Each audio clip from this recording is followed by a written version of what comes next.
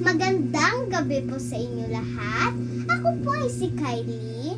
Ngayon po ay tuturuan ko naman kayo kung paano mag-ingat sa mga baha.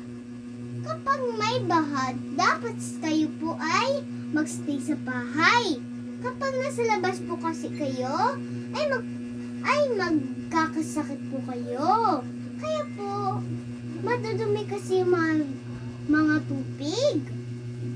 Tapos kapag may mga baha, dapat kayo po ay kumuha ng mga wire.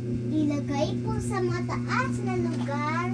Tapos ilagay niyo po sa mataas na mataas. Kung may mga kuryente po kayo sa bahay, ilagay niyo po sa pinakamataas kung saan po yung matataas na lugar. Dahil po kapag kayo ay nabasa ang tubig niyan, masisira po yan. Mga cellphone po ay ingatan. Dahil kapag naiwan po yan, masusunog ka rin po. Kaya po ay dapat mag-ingat sa mga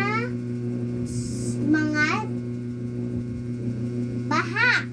Kaya po kayo ay mag-ingat sa mga gamit